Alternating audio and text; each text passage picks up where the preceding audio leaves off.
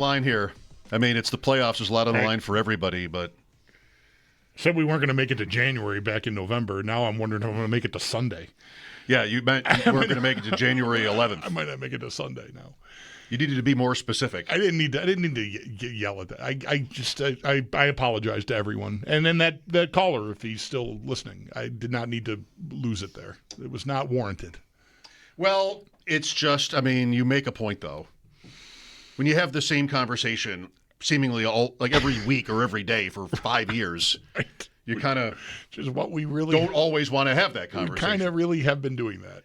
One thing that's fun about this year in the playoffs, at least we're saying that now, is new teams. One being the Jacksonville Jaguars, the Bills' opponent on Sunday. Ryan Green with us now, 1010 XL in Jacksonville. I was privileged to do the morning show today with Mike Dempsey and Tony Smith, and we're happy to have Ryan on to fill us in on the Jaguars. Ryan, how are you? Mike, Bulldog, I'm good, fellas. How are you? Pretty good. So what are the levels of confidence in Jacksonville? You've got a team that's had a great season and a huge second half. I mean, beating all the expectations, way better than last year, all of it. But you've got a Bills team here that's been so close for so many years in a row. I mean, how do you feel about the draw?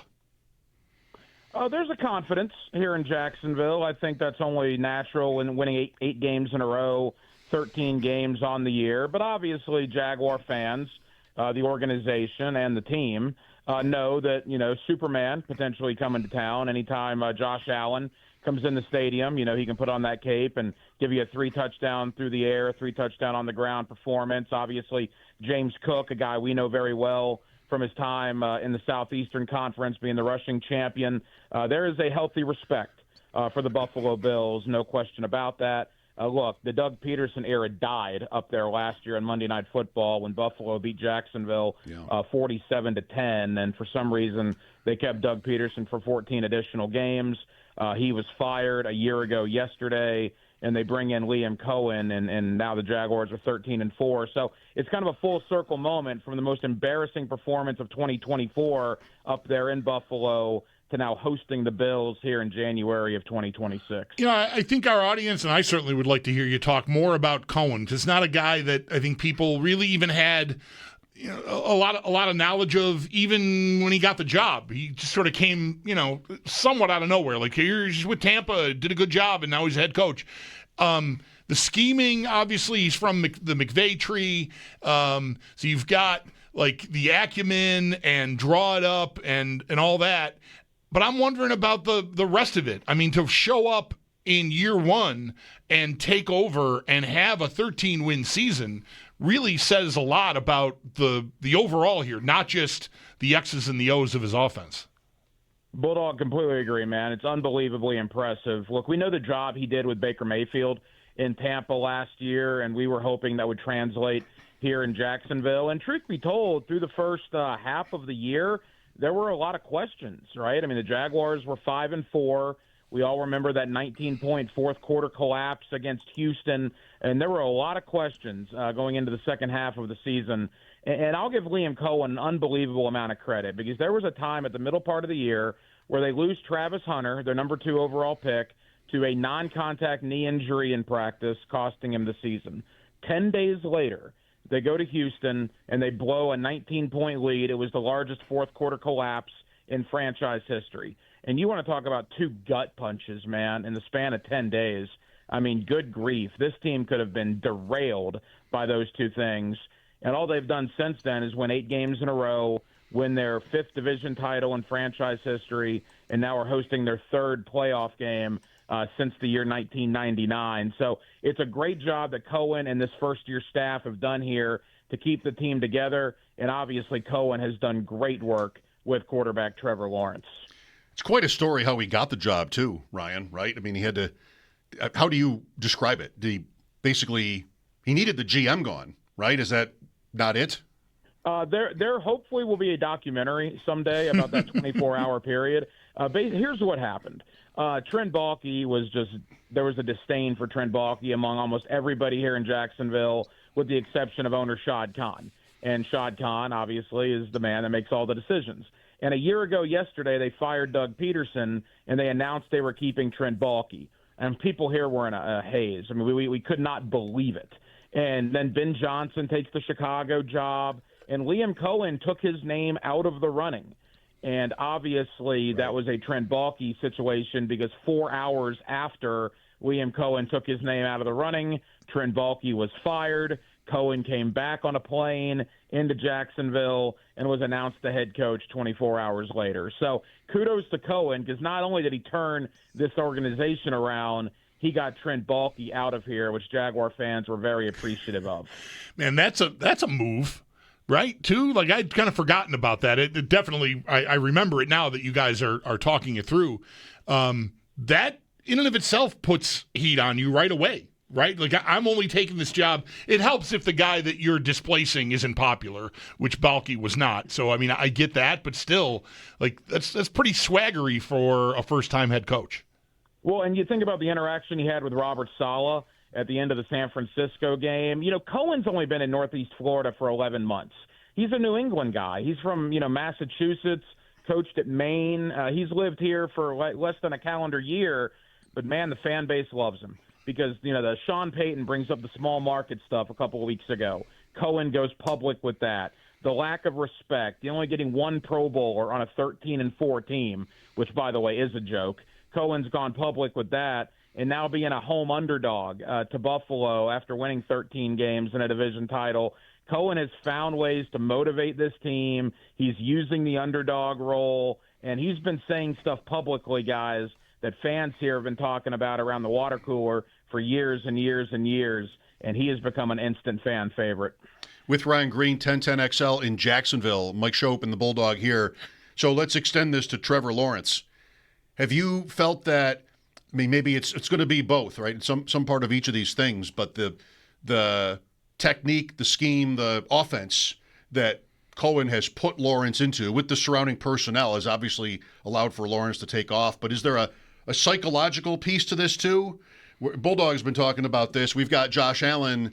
I don't mean this, maybe Bulldog does, I don't think so, in like a bad way. No, I don't really. But Allen's sort of talking about how he doesn't, they reined in some of the mistakes, he's playing a different, certainly than 2 years ago, a different style.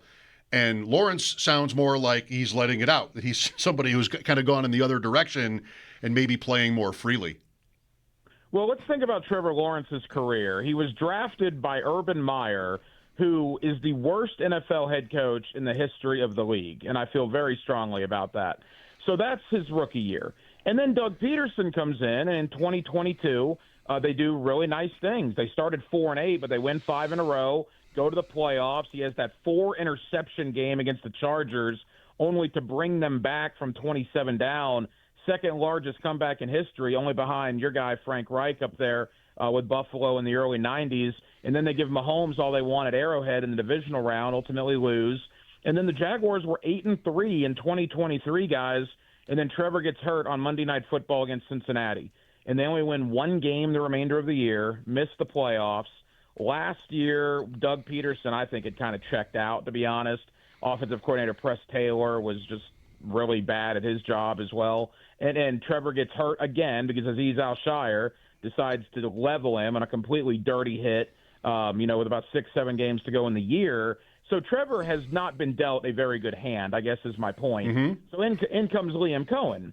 And, again, what he did with Baker Mayfield, a former number one pick that was kind of left on the side of the road by a lot of people, turned him around. Trevor, very similar. And through 9 games, it was up and down. But I'll go back to that Houston game, the fourth quarter of that Houston game. And Cohen went public with this. There were so many instances where Trevor could have gone downfield, let it rip, but instead he went underneath. He was being safe because I think he lacked the confidence. And Cohen said, look, we had genuine conversations after that Houston game. We had dialogue. Trevor, let it rip, man. I don't care if you throw a pick. Just be confident, be decisive. And since that moment, Trevor Lawrence has accounted for 19 touchdowns, only 1 turnover. They're going down the field a lot more. Cohen has completely given Trevor Lawrence his confidence back, and it's been a great thing to see here in Jacksonville. How does this sort of blast off for Lawrence following that conversation with his coach sort of line up with, how close is that to Jakobi Meyers showing up? Is that like a week after Jakobi Meyers shows up at the trade deadline? The deadline would have been early November, right? So yeah, pretty much, Bulldog. Right. That's exactly right. And look, here's the thing. If Travis Hunter doesn't get hurt, I don't know if Jakobi Meyers is here. I mean, maybe he is, but maybe he isn't. Because Travis Hunter just had 100 yards receiving in the London game against the Rams. They go into the bye week. He gets hurt at practice before another game is played, so they had to do something. So they go get Jakobi Meyers. And look, Jakobi Meyers is a guy, they've already extended him. That's how much they love the guy. He's been here 9 weeks. They've already given him a 3-year extension.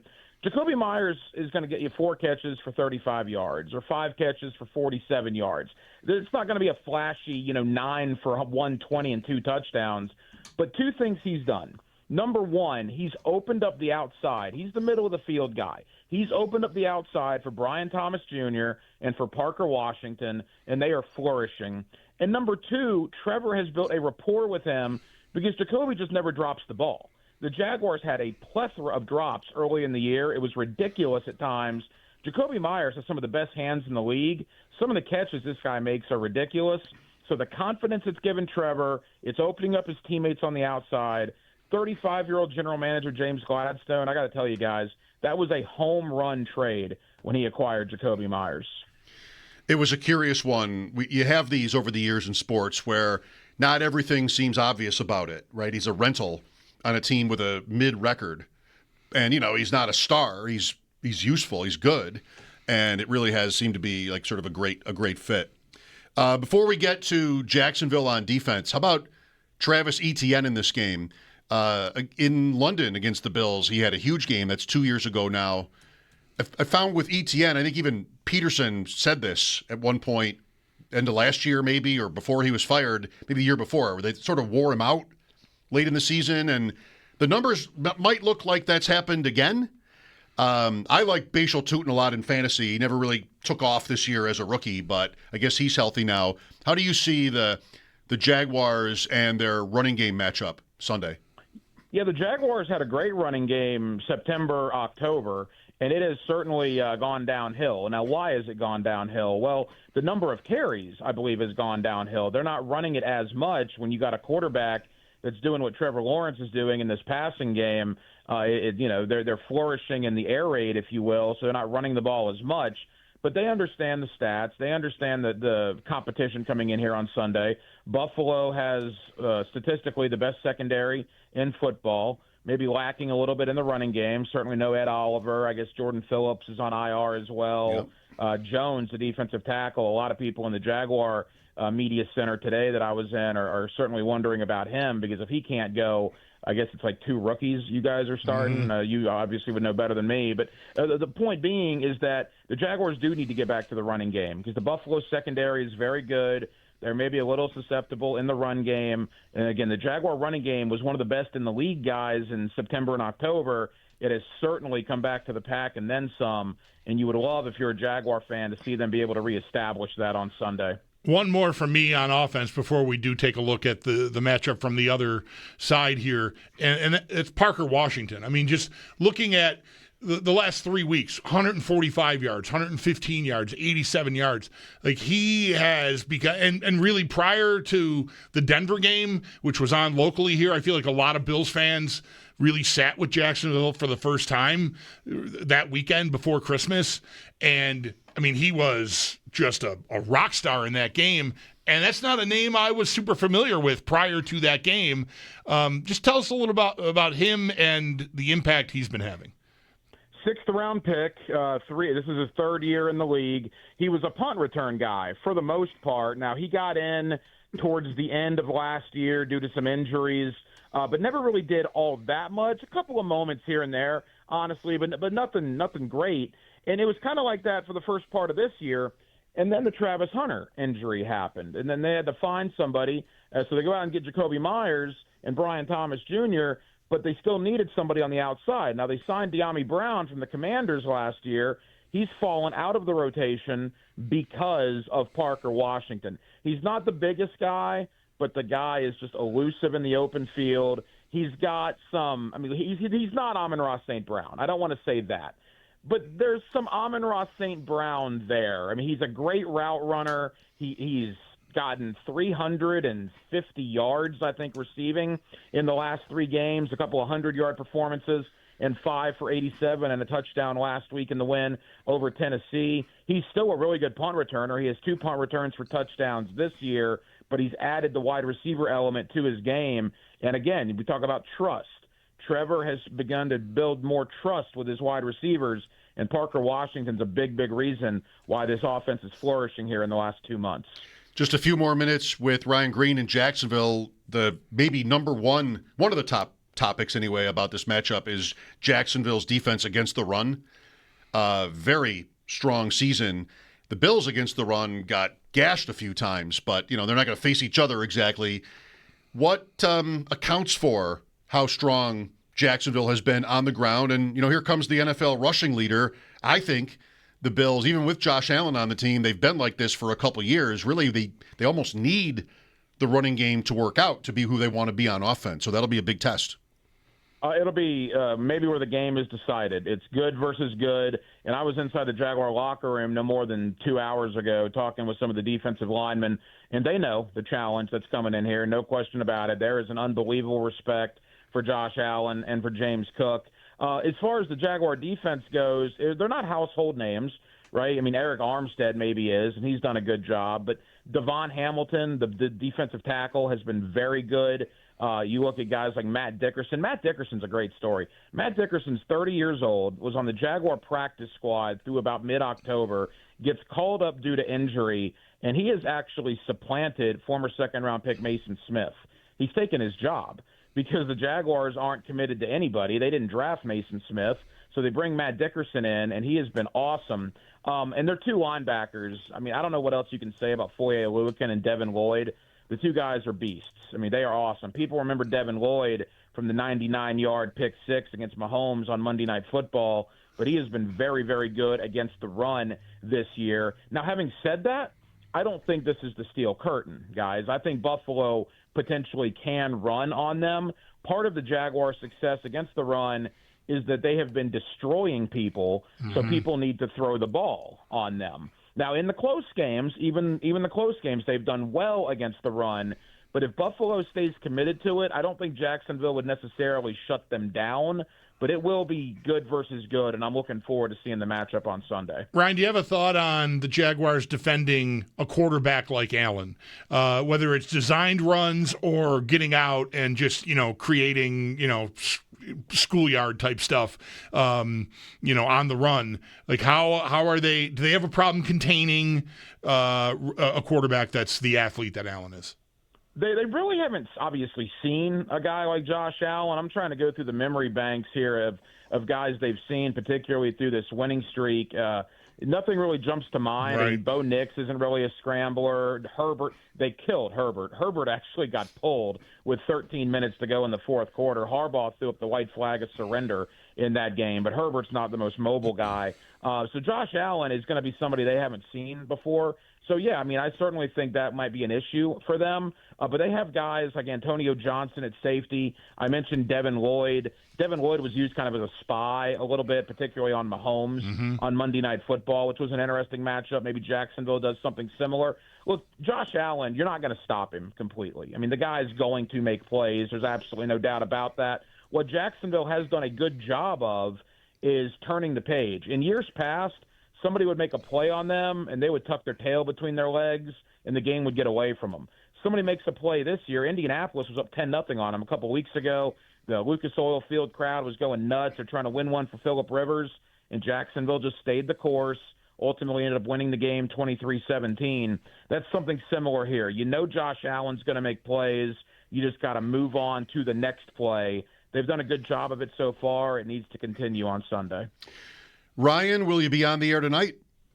I will be, 8 o'clock to 10 o'clock tonight. I actually got one of your guys, Sal Capaccio, is going to join me this evening. Right, so good certainly deal. looking forward to that. It's all so incestuous. Right. We're all doing each other's shows. Thanks for your time, Ryan. Enjoy the game Sunday. Hey, guys, really appreciate you having me on.